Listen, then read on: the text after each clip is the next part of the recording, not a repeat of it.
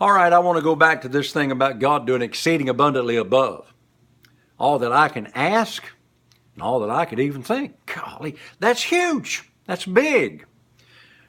People nowadays are saying, well, you ought to be just happy with what you got. Well, why did God tell us that? Now, I said this yesterday. I can think pretty big, but according to God, I'm really a peanut. Over in the book of Psalms, it says that they limited the Holy One of Israel, and that made God mad. Well, I don't want to limit God. I want to believe God for big things. I'm believing God for so much right now. Man, if I told you how much money I was believing for, you wouldn't even be able to sleep just thinking about it. I'm believing for equipment. I'm believing for a satellite. I'm believing that this little program goes all over the world. I'm believing to be able to go where I want to, when I want to, anytime I want to, any way that I want to.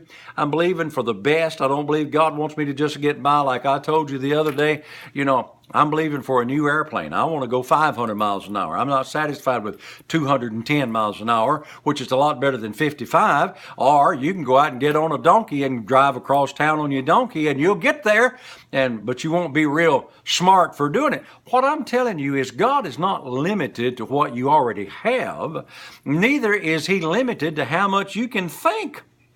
He can do exceeding abundantly above.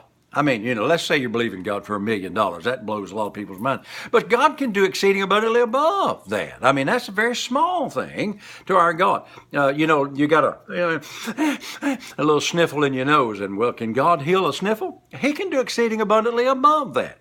He can heal your body from the very top of your head, very little hair right up there, from the very top of your head all the way down to the tip of your toes and everything in between. Plus, He can do above that. Exceeding abundantly above that. Now, I tell you all the time, Pat and I are so blessed.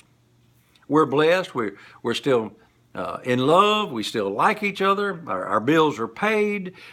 We pretty much do what we want to do. Our children are blessed.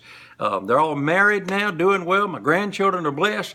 But God can do exceeding abundantly above that. So don't settle with mediocrity. Don't settle with just looking around saying, well, we got a nice little house here and I got a nice car and a pickup truck and, we got a little money in the bank, we got food to eat and I got an income. Don't be settled with that.